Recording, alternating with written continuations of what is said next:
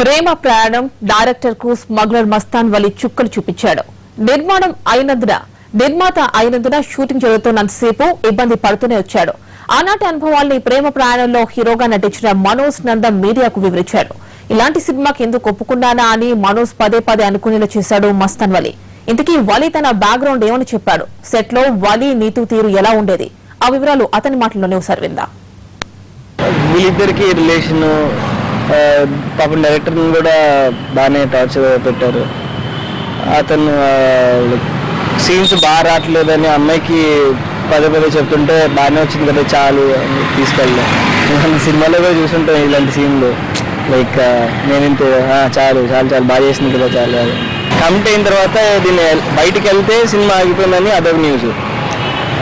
చేస్తేనేమో తెలిసిపోయింది ప్రాజెక్ట్ బాగా రాదు, ఇక్కడే కిల్ అయిపోతుంది అని. సో ఇలా టార్చర్ పెడుతూ డైరెక్టర్ని ఇంకా మిగతా కొంతమంది టెక్నీషియన్స్కి లేదు అది ఇది అని చెప్పి డబ్బులు మాత్రం అందరికీ డిస్ట్రిబ్యూట్ చేసాడు అందరికీ ఎలా ఎలా. బట్ ఏంటంటే ఒక పద్ధతి అనేది లేకుండా సడన్గా డబ్బులు వస్తాయి అంతే, ఆ వాల్యూ తెలియదు. అంతా సెట్ చేసిన తర్వాత ఈ అమ్మాయి హెడేక్గా ఉంది, నాకు కాలు నొప్పులు నేను చేయలేను, తీరా ఆరా తీసానంటే ఆయన ఊర్లో లేరు, ఆయన లేకపోతే ఇది చేయలేను, నేను ఇంత డేట్ లేట్ చేసి చేసుకుని 2 సినిమాలు మేనేజ్ చేసుకుంటూ ఇంత చేస్తానేమో ఇలా ఉంది. ఎప్పుడెప్పుడు ఆ సినిమా అయిపోతుంది అనే దానికి వెయిట్ చేశాను. మొత్తం మీద ఇంతవరకు నేను చెప్తున్నా ఆ సినిమా నేను చూడలేదు, నాకు తెలుసు ఆ సినిమా చూడలేని సినిమా అని. మా అందరికీ ఏంటంటే రియల్ ఎస్టేట్ అనేది తెలుసు, ఓకే డబ్బులు ఆ టైంలో మంచి భూమి ఉంది అని బాగా చేశారు, డబ్బులు వచ్చి ఉంటాయి అలానే ఎక్స్పెక్ట్ చేసాము. లైక్ ఇలా స్మగ్లింగ్ ఈ అని నాకు ఏం తెలియదు కదా, తెలిస్తే ఎవరైనా దూరంగానే ఉంటారు. ఫీమేల్ ఓరియంటెడ్ నీతి కోసమే చేద్దామనే ప్లాన్లోనే ఉంటున్నారు, పెద్ద సినిమా చేద్దాము కొంచెం అది అని.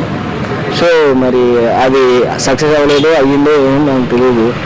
ఎవరో కొంతమంది అలా ఊరికే టాక్స్ వచ్చి చెప్పేటప్పుడు మాత్రం ఇది మాత్రం పక్క అనమాట, ఆ అమ్మాయి కోసం సినిమా ఫీమేల్ ఓరియంటెడ్ చేద్దాం అనే విషయం మాత్రం పక్క. యాటిట్యూడ్ అంటే ఫస్ట్లో యాక్చువల్గా నాకు తెలిసి అమ్మాయి వేరే సినిమా ఆడిషన్స్కి ఎక్కడో కనిపించి చిన్న క్యారెక్టర్లు చేసే అమ్మాయి జూనియర్ ఆర్టిస్ట్, ఆ అమ్మాయిని తీసుకొచ్చి సడన్గా హీరోయిన్ చేశారు. నేను ఎప్పుడు హీరోయిన్స్ మ్యాటర్లో అట్లా ఇట్లా ఎప్పుడు వాళ్ళు ఈ హీరోయిన్ చెప్పండి ఆ హీరోయిన్ చెప్పండి అని ఇన్వాల్వ్ ఎవరిని పెట్టినా నా పని నాకు ఉన్న పని నేను చేసుకున్నాను. కానీ నేను చేసిన కొన్ని మిస్టేక్స్ ఏంటి అంటే ఆడియన్స్ నన్ను నమ్మినప్పుడు నేను కేర్ తీసుకోవాలి కొన్ని విషయాలు. సో నాకు బ్యాక్ సపోర్ట్ ఎవరు లేకపోవడం వల్ల నాకు కొన్ని ఎక్స్పీరియన్స్ ద్వారా తెలుసుకున్న మిస్టేక్స్ ఇవన్నీ.